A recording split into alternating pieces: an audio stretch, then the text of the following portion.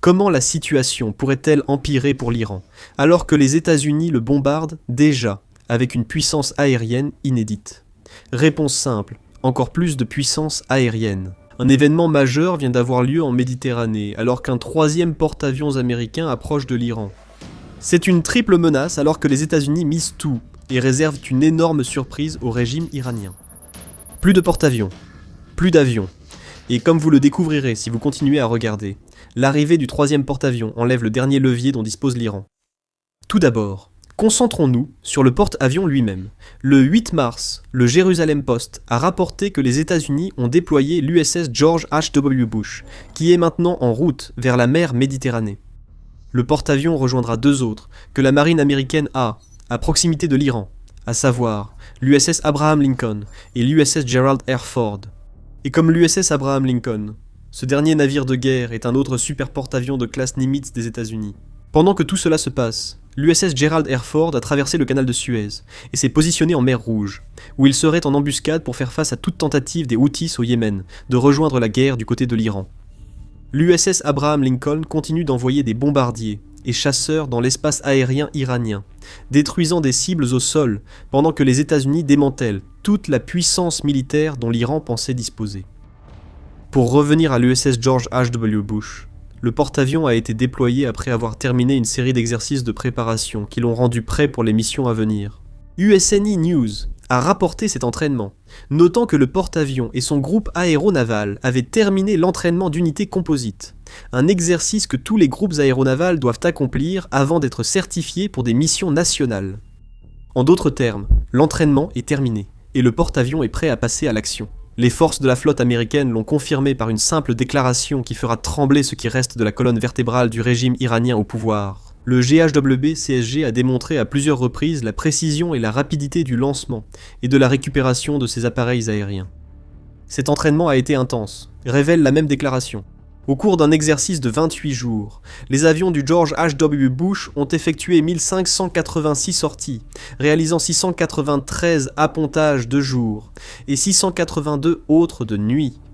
Le commandant du groupe aéronaval, le capitaine Robert Bibot, a déclaré que son équipe est désormais prête à affronter tout ce qui l'attend, affirmant « Notre mission est de nous assurer que lorsqu'ils auront besoin de nous, que ce soit pour la supériorité aérienne, les frappes, la guerre électronique ou la présence, nous soyons prêts à intervenir immédiatement et sans hésitation. » Les États-Unis ont des rôles très précis en tête pour l'USS George H.W. Bush. Restez avec nous, car nous allons examiner en détail ce que le porte-avions fera lors de sa traversée de la Méditerranée. Le super porte-avions accroît la puissance de feu dans une guerre qui tourne en faveur des États-Unis depuis qu'il frappe l'Iran. Naval Technology fournit quelques informations de base, en notant que le porte-avions dispose d'un équipage de 3250 personnes, dont 160 officiers. En service dans la marine américaine depuis mai 2009, il dispose déjà d'une puissance de feu considérable, même sans évoquer les aéronefs du navire. Le porte-avions dispose d'un système électronique et de surveillance navale Lockheed Martin, intégrant capteurs, communications, armes et autres systèmes embarqués. En parlant d'armement, l'USS George H.W. Bush est doté de lance-missiles Raytheon GMLS Mark 29, qui tirent des missiles 6 Sparrow de l'OTAN, ou des missiles Evolved 6 Sparrow. Ajoutez 2 lance-missiles guidés, Mark 49 et 4 systèmes Phalanx de 20 mm, tirant par rafale de 20 secondes à 4500 coups par minute, et vous obtenez un navire à la puissance de feu redoutable. Mais ce n'est pas le porte-avions lui-même que l'Iran doit craindre, ce sont les avions qu'il transporte. Selon Naval Technology, l'USS George H.W. Bush transporte généralement jusqu'à 56 avions, ainsi que jusqu'à 15 hélicoptères. Le navire n'accueille pas de F-35, contrairement à l'USS Abraham Lincoln, qui offre les capacités furtives nécessaires aux États-Unis en Iran pour neutraliser des poches de défense aérienne. Mais ce que l'USS George H.W. Bush apporte dans la bataille, ce sont plusieurs F-18 de 4e génération, ainsi que des Grumman EA-6B Prowler et des Grumman I-2C Hawkeye. Les avions peuvent être lancés toutes les 20 secondes, permettant aux États-Unis de faire décoller tous les appareils du porte-avions en quelques minutes si besoin. Un nouveau colosse américain s'approche de l'Iran. Mais pourquoi ? Nous pouvons vous dire ce que le dernier super porte-avions ne va pas faire, détruire les navires de guerre iraniens. Franchement, il n'en a pas besoin, car tous les principaux navires que l'Iran possédait ont déjà été coulés. Donald Trump affirme que les États-Unis ont détruit 42 navires iraniens en 3 jours, lors de l'opération Epic Fury, détruisant la majeure partie de la force aérienne iranienne et de ses centres de commandement. Cela ne veut pas forcément dire que l'USS George H.W. Bush ne va pas continuer à infliger des souffrances à l'intérieur même de l'Iran, comme vous allez le découvrir dans un instant. Mais ce porte-avions ne vient pas accomplir une tâche que les deux autres n'ont pas pu réaliser près de l'Iran. Que fait le super porte-avions en Méditerranée alors qu'il approche de l'Iran ? Plusieurs réponses existent à cette question, à commencer par un levier que l'Iran détient face aux États-Unis, le détroit d'Ormuz. Malgré des bombardements dévastateurs, l'Iran a déployé de petits bateaux rapides dans le détroit d'Ormuz, perturbant le transport maritime mondial. Pour vous donner un peu de contexte, ce détroit en particulier est l'un des principaux corridors pétroliers du monde. Selon la BBC, l'Iran a déjà menacé d'attaquer tout navire traversant le détroit d'Ormuz, tant que sa guerre avec les États-Unis et Israël continue, alors qu'environ 20% du gaz et du pétrole mondiaux y transitent par voie maritime. Bien que sa marine soit presque détruite, l'Iran peut toujours troubler ce passage étroit avec ses drones et vedettes rapides. Large de seulement 50 km à ses extrémités, le détroit d'Ormuz est un point d'étranglement naturel que l'Iran peut utiliser pour concrétiser ses menaces. Cela signifie que la plupart des 3000 navires traversant le détroit chaque mois se sont retrouvés à l'arrêt. Des milliards de dollars de marchandises sont bloqués. En 2025 seulement, près de 20 millions de barils transitent par cette voie, selon la BBC, soit environ 600 milliards de dollars d'échanges énergétiques. L'Iran sait qu'il ne peut pas nuire à l'armée américaine, mais il peut frapper au portefeuille des dizaines de nations grâce à ce seul levier qu'il possède. Voici l'USS George H.W. Bush. Max Afterburner souligne dans son analyse du trajet de l'USS George H.W. Bush qu'il est très probable que ce super porte-avions serve d'escorte aux navires commerciaux traversant le détroit d'Ormuz. La force navale iranienne dépend désormais de ces vedettes rapides, qui explosent comme un melon dès qu'elles approchent d'un porte-avions. En d'autres termes, ces vedettes lâchent de petites hordes de drones lorsqu'elles s'approchent de quelque chose qu'elles perçoivent comme une menace, et c'est là que le dernier déploiement de porte-avions américains entre en jeu. Donc, maintenant que vous avez ce problème, la présence de ce troisième groupe aéronaval vous permettra d'escorter les navires commerciaux, de protéger la navigation commerciale contre les drones qui peuvent être lancés depuis ces différentes unités navales, explique Afterburner. Cela signifie que les États-Unis peuvent désormais utiliser 2 de leurs porte-avions pour prendre l'Iran en tenaille, ce qui se traduit par le bombardement de l'Iran, avec encore plus de puissance de feu, tandis qu'un autre se concentre sur le maintien du détroit d'Ormuz dégagé, afin que la navigation puisse reprendre sur cette voie maritime. C'est astucieux de la part des États-Unis. C'est une manière pour le pays de répondre aux critiques sur la hausse du prix du pétrole, qui a fait chuter la bourse à cause des perturbations causées par l'Iran avec son dernier levier. Si le détroit d'Ormuz rouvre, on peut espérer que le prix du pétrole descende sous 100 à 120 $, le baril selon la BBC du 9 mars. Une diplomatie de puissance de feu qui permettra aux États-Unis de continuer leur campagne en Iran sans subir de pression pétrolière. Cependant, l'USS George H.W. Bush peut faire bien plus que protéger le détroit d'Ormuz. Mais avant d'aller plus loin, voici The Military Show. Et nous vous apportons une vision complète, pas seulement les gros titres. Abonnez-vous, si ce n'est pas déjà fait, pour être toujours en avance sur les autres. Maintenant, l'une des autres choses que ce nouveau super porte-avions apporte à la guerre en Iran, c'est la transformation de ce qui était déjà le plus grand déploiement de la puissance aérienne américaine au Moyen-Orient, depuis la guerre d'Irak en 2003 en une force écrasante contre laquelle l'Iran n'a aucune chance de lutter. Afterburner souligne dans son analyse, ce déploiement de 3 porte-avions, l'une des plus grandes concentrations de puissance aéronavale américaine des temps modernes, ajouté à la présence massive de centaines de chasseurs et bombardiers de l'US Air Force, offre une capacité de frappe écrasante. Qui frappera les sites de missiles, bunkers de commandement, et ce qui reste de la marine iranienne à ce stade? Ce n'est pas bon pour l'Iran.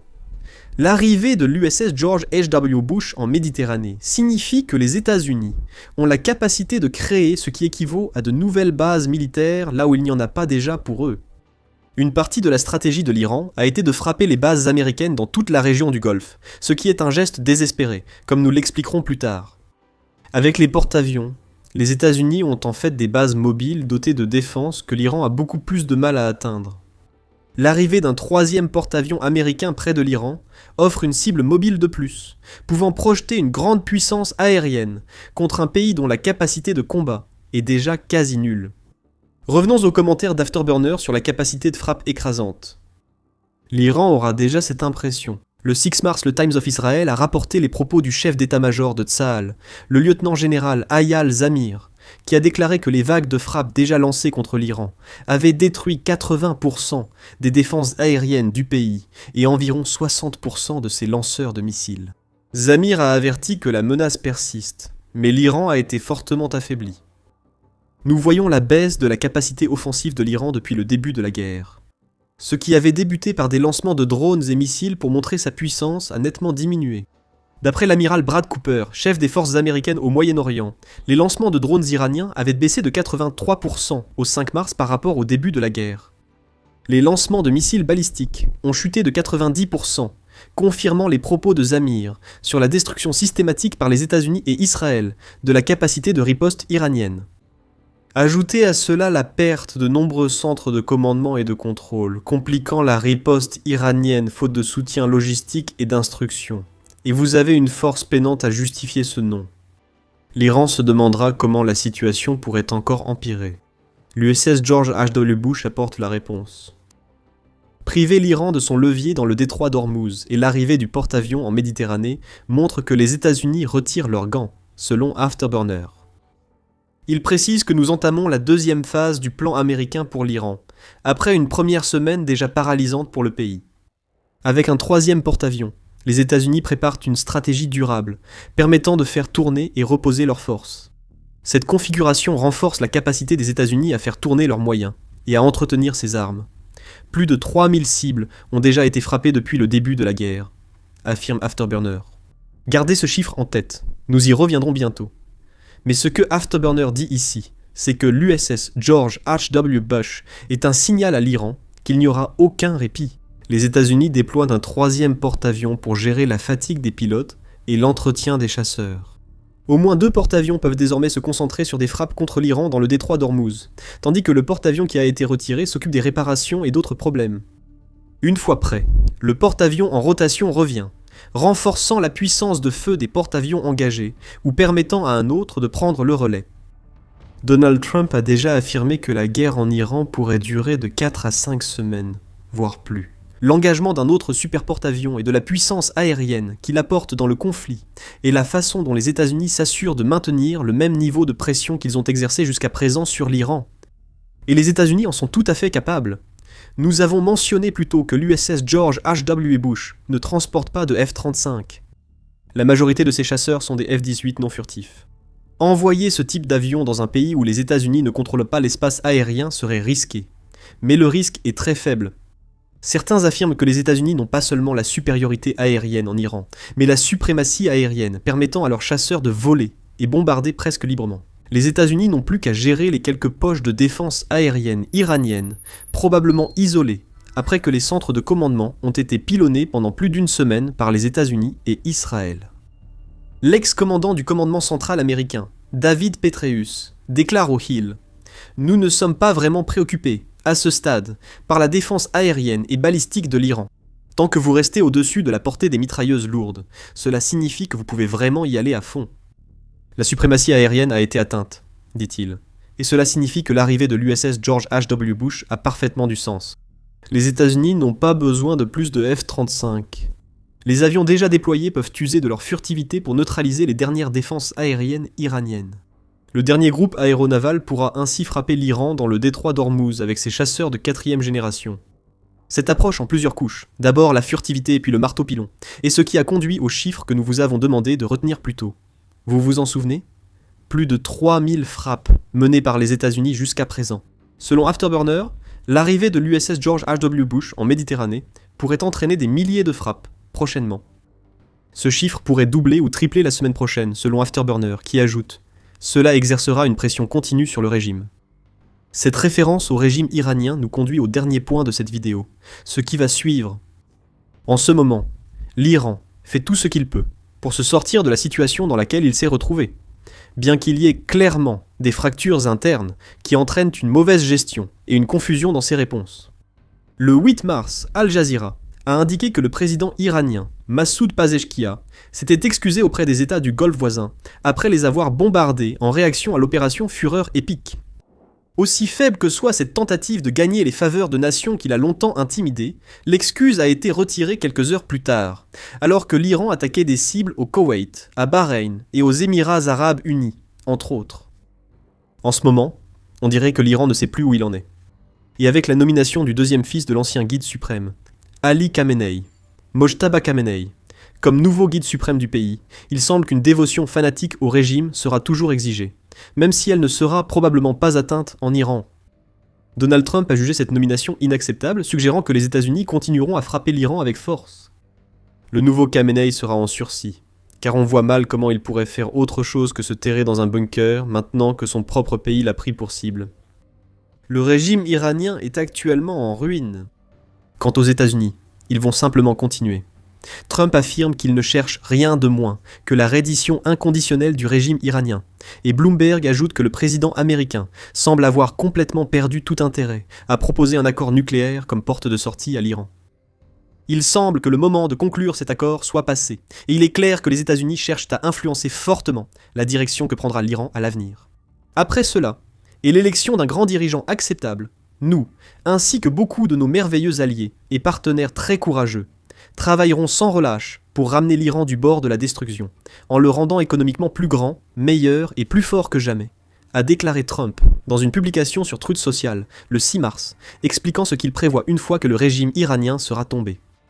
Ainsi, l'arrivée de l'USS George H.W. Bush en Méditerranée est un signal. L'Iran ne comprend toujours pas. Les États-Unis poursuivent les bombardements et renforcent leur puissance. Actuellement, la seule solution pour le régime iranien serait de se retirer et de laisser les États-Unis instaurer le changement dans le pays. Jusqu'à ce que cela se produise, les chasseurs de 4e génération sur le tout dernier super porte-avions que les États-Unis ont envoyé vers l'Iran frapperont fort et rapidement, arrachant tout ce que l'Iran pensait pouvoir utiliser pour obtenir gain de cause dans cette guerre. Il y a un homme qui observera ces événements se dérouler avec une horreur absolue, le président russe, Vladimir Poutine.